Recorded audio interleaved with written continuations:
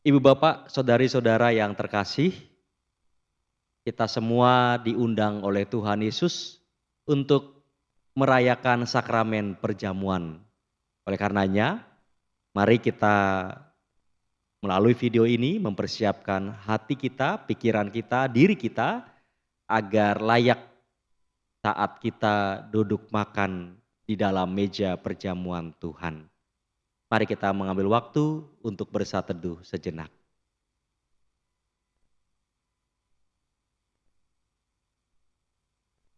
Tuhan Yesus, Engkau yang mengundang kami semua untuk turut ambil bagian dalam meja perjamuan. Sungguh kami menyadari akan segala keterbatasan dan bahkan juga begitu banyaknya dosa-dosa kami. Kami sungguh tidak layak di hadapan-Mu. Maka kami hanya memohon rahmat-Mu yang mengampuni dosa-dosa kami dan melayakkan kami. Kami hendak mempersiapkan diri kami agar kami pantas di dalam meja perjamuan-Mu. Dalam nama Tuhan Yesus, kami berserah. Amin. Kitab Yesaya pasal 44 ayat yang ke-22 akan menjadi nats kita untuk mendasari perenungan kita di dalam mempersiapkan diri menyambut sakramen perjamuan. Yesaya 44 ayat yang ke-22 menyatakan, Aku telah menghapus segala dosa pemberontakanmu, seperti kabut diterbangkan angin, dan segala dosamu seperti awan yang tertiup. Kembalilah kepadaku, sebab aku telah menebus engkau. Kita yang telah menerima penebusan dari Tuhan Yesus, mari kita kembali bersatu di dalam doa. Kami bersyukur atas karya penebusan-Mu yang kami peringati di dalam peristiwa Jumat Agung.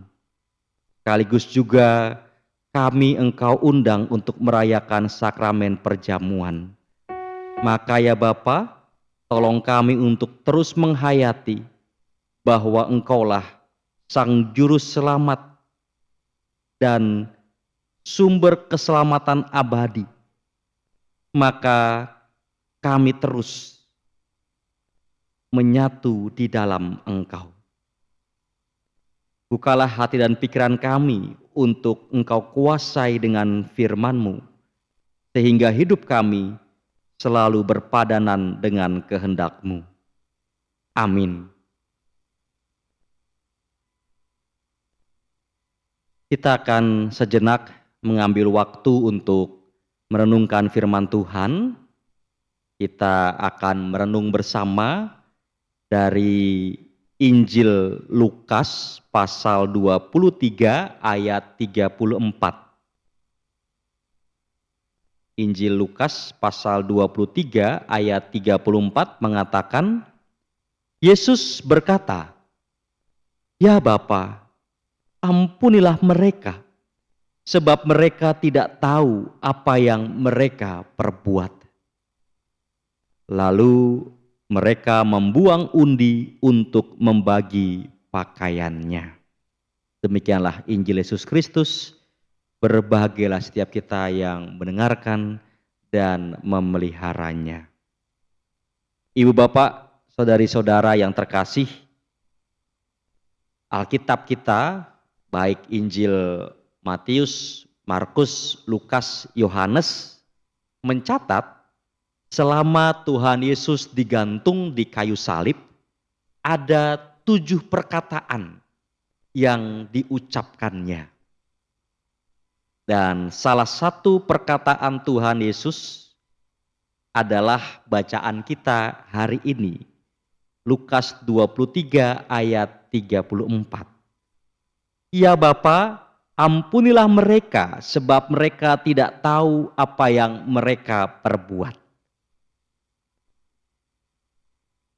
Kita akan merenungkan salah satu perkataan Tuhan Yesus ini yang agak kontroversial. Mengapa kontroversial? Karena yang pertama, perlu kita ketahui, kita sudah memiliki terjemahan baru 2 LAI, dan di terjemahan baru 2 LAI, ayat ini diberi tanda kurung. Dan petunjuk berupa tanda kurung ini itu menandakan bahwa ayat ini ada di dalam naskah Textus Receptus atau biasa disingkat TR gitu. Tetapi teks ini tidak dijumpai dalam naskah Westcott Hort atau biasa disingkat UWH. Nah, apa bedanya naskah TR dan WH? Naskah TR adalah naskah yang umum digunakan oleh gereja sampai dengan abad ke-19. Sedangkan naskah WH baru dipublikasikan pada tahun 1881. Jadi itu sebabnya di terjemahan baru 1 LAI tidak ada petunjuk dikasih tanda kurung, tetapi di TB2 LAI diberikan tanda kurung. Karena ada 2 naskah yang kita miliki. Nah, pertanyaannya adalah kalau ada 2 naskah, ini pertanyaan yang paling lazim ditanyakan. Manakah naskah yang paling benar? Kan begitu ya, pasti kita pengen tahu kalau ada 2 naskah, naskah TR, naskah HW, naskah WH gitu ya. Mana yang paling benar antara 2 naskah ini, TR atau WH? Sebuah pertanyaan yang sebenarnya menurut saya berujung pada kesia-siaan. Sebab tidak akan pernah muncul jawaban yang memuaskan. Masing-masing akan punya argumentasi yang sama kuatnya. Tapi baiklah kita agak sedikit melihat masalah teks begitu ya. Naskah WH itu atau naskah Westcott Hort memang bersumber pada manuskrip yang lebih tua sekitar 1 atau 2 abad dari naskah Textus Receptus atau TR. Jadi sumbernya, manuskripnya itu lebih tua yang WH. Nah biasanya sumber yang paling tua dipandang sebagai sumber yang lebih terpercaya karena lebih dekat dengan kejadian Tuhan Yesus beserta para muridnya. Tetapi kita juga bisa melihat bahwa manuskrip-manuskrip yang terhimpun dalam naskah WH itu baru tersusun di abad 19. Tentu dengan berbagai macam alat-alat modern sehingga memungkinkan untuk melakukan penggalian-penggalian artefak kuno dengan lebih canggih begitu ya. Sedangkan naskah Textus Receptus atau TR itu sudah selesai dihimpun oleh Erasmus pada tahun 1536. Dan dengan sumber daya yang ada pada waktu itu, manuskrip-manuskrip yang dihimpun itu dipandang sebagai naskah yang layak dipercaya. Sehingga akhirnya digunakan oleh gereja-gereja. Dengan demikian kalau kita mau memperbandingkan mana yang lebih benar, naskah TR atau naskah WH, benarnya itu akan lebih banyak mudaratnya. Karena dua-duanya pasti punya argumentasi. Maka menurut saya sebaiknya kita terima saja kedua naskah itu untuk saling melengkapi dalam memberikan pengertian. Jadi tidak usah dipertentangkan, tidak usah terlalu dipermasalahkan. Ya sudah kita terima saja, kita bisa saling melihat 2 teks ini sama seperti TB1 dan TB2, terjemahan baru 1, terjemahan 2. Ya kita terima saja dua-duanya, kita pakai secara bergantian, kita bisa mendapatkan pengertian dengan lebih komplit. Nah, ini yang pertama kontroversialnya. Kontroversial yang kedua adalah ini untuk meyakinkan bahwa perkataan Yesus yang dituliskan dalam Lukas ini sungguh-sungguh adalah benar, gitu ya. Kita maka bisa melihat bahwa struktur doa Yesus ini serupa dengan doa yang diucapkan oleh Stefanus sebelum dia dirajam oleh orang-orang Yahudi. Kita bisa baca kisahnya dalam Kisah Para Rasul 7 ayat 60. Stefanus juga berdoa demikian. Hampir sama struktur doanya seperti doa Tuhan Yesus di atas kayu salib ini. Maka hal ini bisa memberi indikasi bahwa Stefanus dan juga jemaat mula-mula sudah mengetahui struktur doa bagi para penganiaya. Kalau kita dianiaya karena iman kita, maka doa kita adalah seperti ini. Seperti apa? Ya seperti yang diteladankan oleh Tuhan Yesus. Maka kalau Stefanus dan juga jemaat mula-mula ketika dianiaya mereka justru minta supaya para penganiayanya diampuni, maka ini tentu meneladani Tuhan Yesus. Kalau tidak meneladani Tuhan Yesus, siapa lagi, kan begitu pertanyaannya. Karena jemaat mula-mula itu kan sangat dekat dengan waktu kehidupan Yesus di dunia. Maka besar kemungkinan sudah tersiar cerita bahwa Tuhan Yesus mendoakan para penganiayanya saat disalib. Maka pengajaran doa bagi para penganiaya ini jelas diteladankan oleh Tuhan Yesus di kayu salib yang kemudian diteruskan oleh Stefanus dan juga jemaat mula-mula yang pada waktu itu juga mengalami penganiayaan atau diburu dan mereka dipersekusi. Ibu bapak saudari-saudara, mereka sangat menyimpan cerita Tuhan Yesus mendoakan para penganiayanya di atas kayu salib. Karena kisah itu sangat menginspirasi. Yesus tidak mengutuki para penganiayanya. Maka jemaat mula-mula juga belajar untuk tidak mengutuki orang-orang yang memburu, yang menganiaya mereka. Maka mereka kemudian mau belajar untuk melepaskan pengampunan seperti yang dilakukan oleh Yesus. Jadi dari sini hilanglah keraguan-raguan kita. Benar bahwa doa Tuhan Yesus itu sungguh-sungguh diucapkan oleh Yesus sehingga doa itu kemudian diikuti oleh Stefanus dan juga jemaat mula-mula dan terus diwariskan sampai kita saat ini. Jadi mulai terjawab kontroversialnya ya. Nah yang ketiga, kita bisa melihat bahwa kenapa juga disebut kontroversial, karena doa bagi para penganiaya, mengampuni orang yang jahat sama kita, itu sungguh sesuatu yang sulit. Ini sungguh sesuatu yang berat gitu. Karena kecenderungan manusiawi kita kan pasti ingin membalas.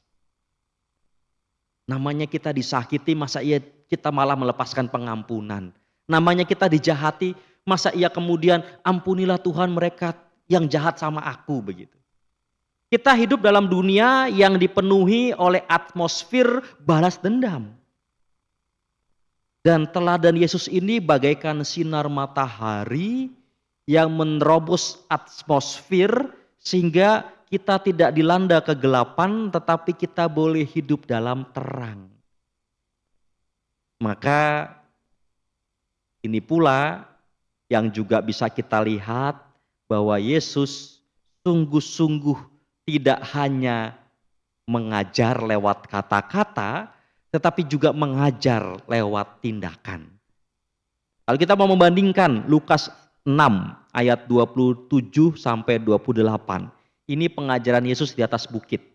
Yesus berkata, "Tetapi kepada kamu yang mendengarkan aku berkata, kasihilah musuhmu, berbuatlah baik kepada orang yang membenci kamu, mintalah berkat bagi orang yang mengutuk kamu, berdoalah bagi orang yang mencaci kamu. Nah, ajaran ini sungguh-sungguh dilakukan, dipraktekkan oleh Tuhan Yesus. Dia melepaskan pengampunan bagi para penganiayanya di atas kayu salib. Maka kita pun juga diundang untuk melakukan hal itu, meneladani Yesus.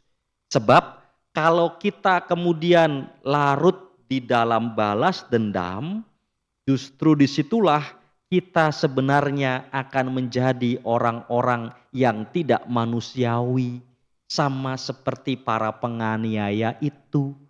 Itulah sebabnya maka kita memang perlu melepaskan pengampunan supaya kebersatuan Allah dengan diri kita itu sungguh-sungguh boleh terjalin dengan begitu intimnya.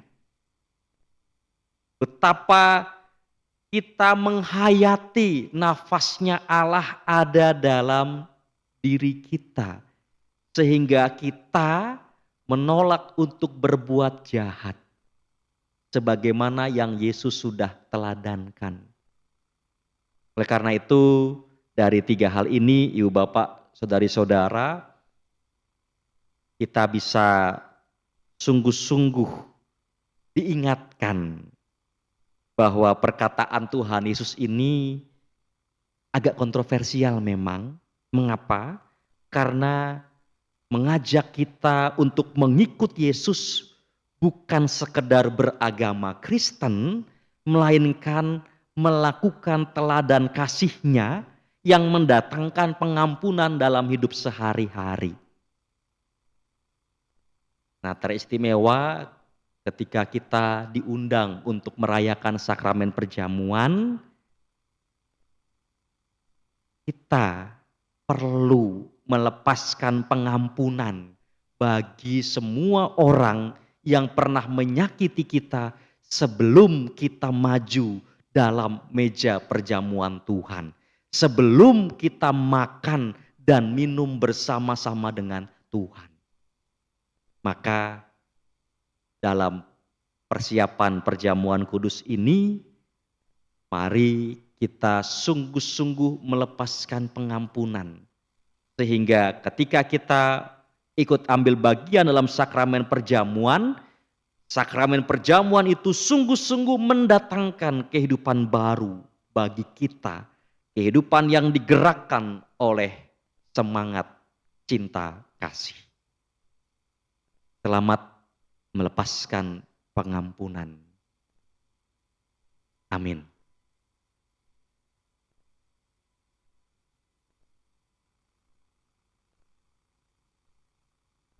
Ibu Bapak, Saudari-saudara yang terkasih, mari kita melakukan pemeriksaan batin sebelum kita mengikuti sakramen perjamuan. Sakramen perjamuan adalah sarana untuk memelihara iman yang pelaksanaannya didasarkan atas perintah Tuhan Yesus. Menjelang Tuhan Yesus disalib, Ia mengambil roti, mengucap berkat, memecah-mecahkannya, lalu memberikannya kepada para muridnya dan berkata, "Ambillah, makanlah, inilah tubuhku." Sesudah itu Ia mengambil cawan, mengucap syukur, lalu memberikannya kepada mereka dan berkata, "Minumlah kamu semua dari cawan ini, sebab inilah darahku, darah perjanjian yang ditumpahkan bagi banyak orang untuk pengampunan dosa." Sakramen perjamuan mengingatkan orang-orang percaya kepada yang pertama penyaliban, kematian, dan kebangkitan Kristus. Yang kedua, kedudukan orang percaya sebagai anggota keluarga Allah. Yang ketiga, kesempurnaan keselamatan yang dijanjikan oleh Allah. Sebelum kita menerima sakramen perjamuan, mari kita menguji diri kita masing-masing melalui pertanyaan-pertanyaan berikut.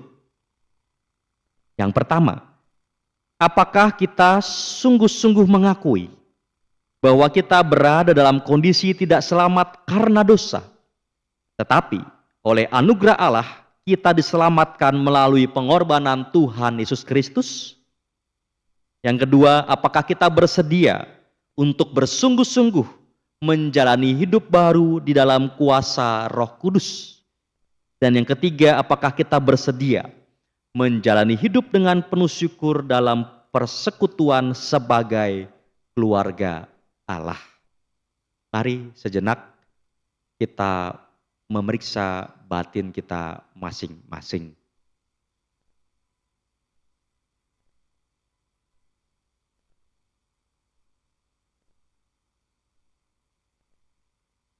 Setelah kita memeriksa batin kita masing-masing, sekarang marilah kita menjawab undangan Tuhan.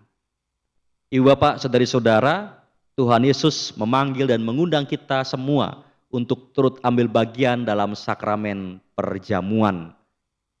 Bagaimana kesaksian iman dari ibu bapak, saudari-saudara? Bagi setiap kita yang menjawab siap mengikuti sakramen perjamuan, mari kita berdoa agar Roh Kudus yang menolong kita.